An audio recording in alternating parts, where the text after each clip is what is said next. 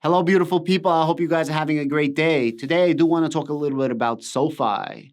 SoFi in the last month literally doubled, going from mid $4 all the way to $10 a share. And now it is recovering. It is retracing at around $8.40 a share. The big question on everybody's mind is, should you be investing in SoFi now? Is it going to go up again? Is it going to barcode trade sideways, or is it going to dip? And to this, I'm going to say you need to make a decision. Go with your gut, look yourself in the mirror, smack yourself on the face, throw some water in your face, and have yourself a cup of coffee, because you guys are my sunshine. If you guys want to support the channel and buy me a cup of coffee, I have channel membership down below where I share all of my options play. If you guys want it, please support the channel. The link is down below in the comments. And the answer for you is, you got to dig deep and figure out what's good for you. Do your own due diligence. And you can't really get mad at your decision. But if you want the best possible investment strategy for 99% of the people out there, is DCA down, DCA up. Dollar cost average when it's going down, dollar cost average when it's going up. So I had a comment, and the comment said, Adam, is it better to invest $100 every 2 weeks or invest that $100 every single day? And the answer is, investing that $100 every single day is the best possible answer. $10 a day for 10 days is better than $100 every 2 weeks, right? Because weekends don't count. Why? When you're DCAing up and you're DCAing down, the best possible average price you can be buying is when you decrease the intervals of your purchases, which means buying every single day is better than buying once every 2 weeks. And if you can buy twice a day instead of $10, let's say 5 and 5, take fees out of the equation, so you can multiply the amounts you want to invest. Well, then you're going to be getting a better price investing $5 and $5 a day than you're investing $10 a day. Yes, you can get a surge, you can get a really nice hit and get lucky with a pop, or you can get really unlucky with what just happened right now. So if the week that you're buying, the price happens to shoot up, you're out of luck. But if the week that you're buying, the price happens to go down, well, then you're in really good luck. And that's kind of how you should be playing this game in general. Personally, I think that this market is a sustained bull run, and we're just having a little bit, a backtrack of the market in general after what Jerome Powell said, that there's going to be, 2 more rate hikes, which I don't believe there's going to be 2 more rate hikes. Earlier today, Bank of England did have a rate hike. However, our inflation is drastically diminished compared to what's happening right now in the United Kingdom. So why did SoFi retrace? Well, you had 3 analysts that didn't exactly downgrade SoFi. They just essentially said the price ran up too fast, too hard. But we love the underlying business of SoFi. On top of that, SoFi is now one of the 100th top bank. It's actually in spot number 100 of top banks in the United States. You have so much bullish sentiment when it comes to SoFi. Sure, the price can keep going down. It could go to 7, it could go to 8, it could go to 6. I don't think it will, but who knows what happens? It could also shoot up. You have 3 very, very big catalysts right now that are about to happen. In the immediate short term, which is going to be 3 to 12 months, you're going to have the student loan repayments that are literally starting. And if you want to get a micro, in that micro, we're about to get a Supreme Court ruling either today or next week, Thursday, because usually the Supreme Courts make their rulings on Thursdays, as per an article that I read. If they're going to rule that they're throwing out Biden's debt forgiveness, SoFi should go up even more.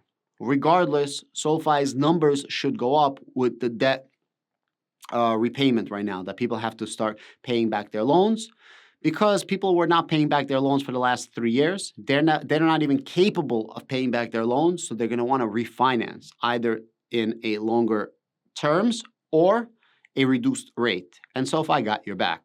$200 billion TAM as per the CEO and the CFO of SoFi. So that's the short term. Now you're going to have the medium term.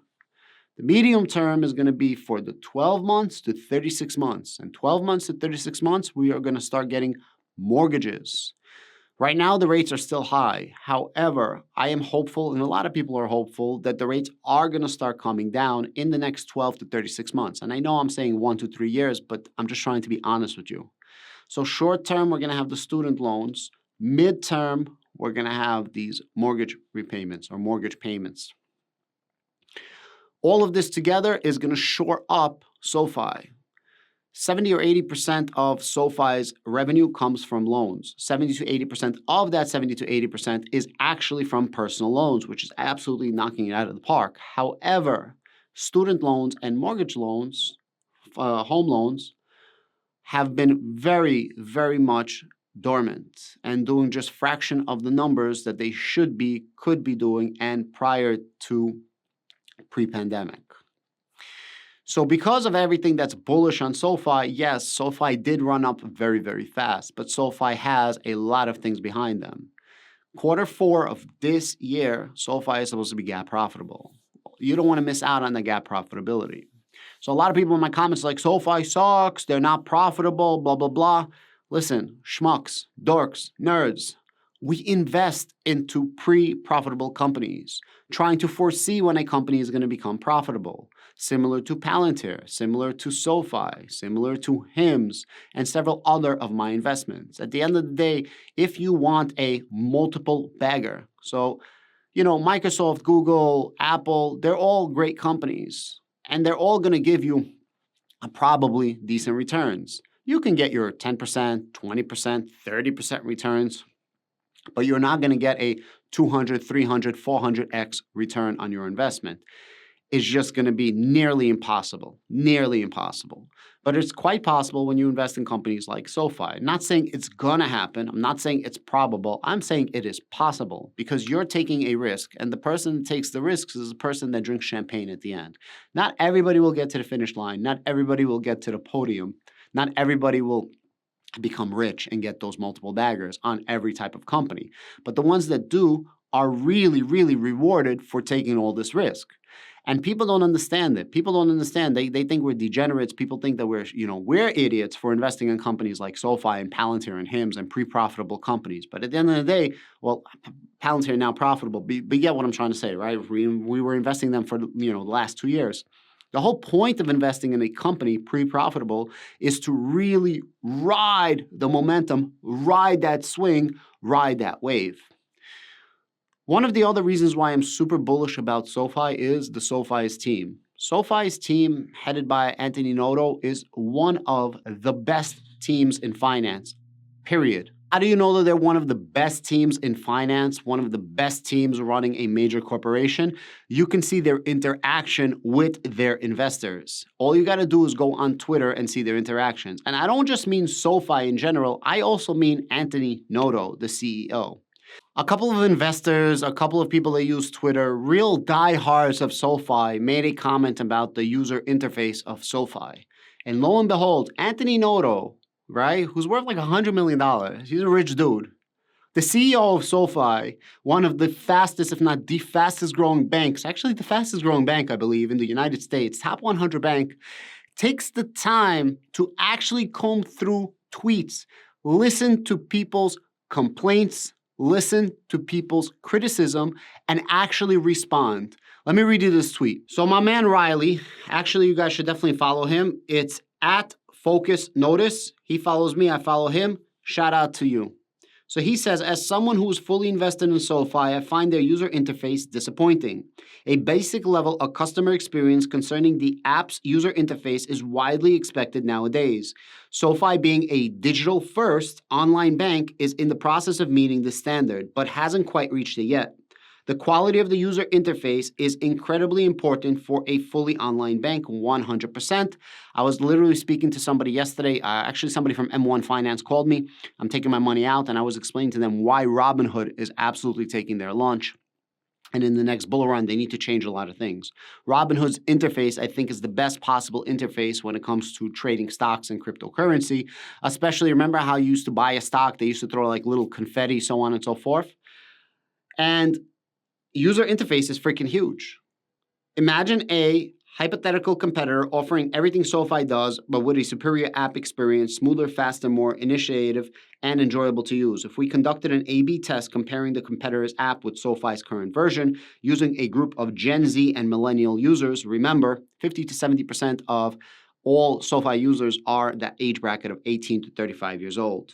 I'm certain that the competitor's app would be preferred. I believe those who claim that the app user face is just fine might be undervaluing this aspect. I would even argue that a competitor with a superior app could afford to provide slightly less value to the customer, such as marginally lower savings rates or higher trading fees, and still outperform SoFi. The assertion highlights the immense importance of the app experience in today's digital banking landscape. This commentary was adapted from a Reddit comment by user Farah Katak on the SoFi stock subreddit. All credit goes to them. Shout out for Riley for shouting them out. So then we had a response. The response from Michael says, SoFi hot take. SoFi Invest needs an overhaul fast. They may lose my Roth IRA business as well as a portion of my standard investment. Still noting an L1 options can trade options in an IRA. The quotations are delayed really badly for GBTC, which is an over-the-counter. It's been long enough, my patience is wearing thin. When I call Invest Support, I'm told these features are either coming or not at all IRA options, for example. No plans, I'm told. It's a great platform for long-term holds and DCA. And I've tried it for active investing. Don't like it, needs a boost. And then he actually CC'd Anthony Noto, and Anthony Noto is going to respond. He says, Anthony Noto, I love the platform, but Invest is letting me down. And then shout out to Jason. He says, I agree. The user interface leaves a lot to be desired, but one thing Anthony Noto has done is listen to the people, which hopefully leads to an overhaul to the interface. If you can get this up to hood level for trading platform, it will be a game changer. Which is interesting because Jason literally says Anthony Noto listens. And then Anthony Noto actually freaking responds, which is absolutely amazing. And it's funny that Jason mentions Hood because I mentioned it and I didn't read this tweet. I love to read things live to you guys. So entirely new user interface being worked on, currently doing texting and hopefully launching soon. Overall app design also being worked on, but no fingers on the keys yet. So much longer timeline until launch. Still in exploration phase. We will roll out in pieces over time. One of our core values is to learn, iterate, innovate. So we want to constantly level up over and over. And then shout out to Data Driven Investing. If you guys don't follow him, you definitely must follow him at Data D Investing. This guy is a wealth of knowledge. I won't bore you with any more tweets, but how many CEOs actually respond to the people? How many? Very, very few. Very, very few.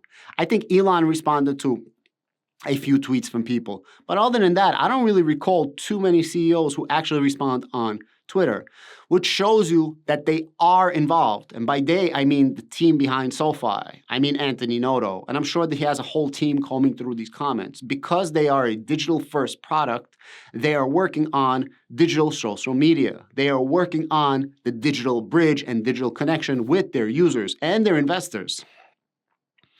I have no doubt in my mind that they will make an amazing user interface, something very similar to Robinhood. The reason why Robinhood, caters to all of these millennials is because they're so easy to use.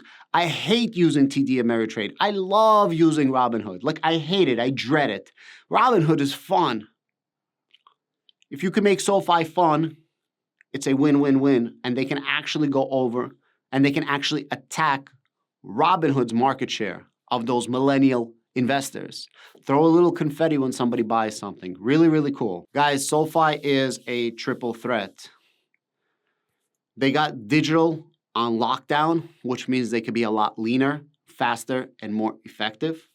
They still have a shit ton of products that they can cater to and build on. For example, they have no commercial side, they have no custodial side, so on and so forth, which is a good thing because they have a lot of room to grow.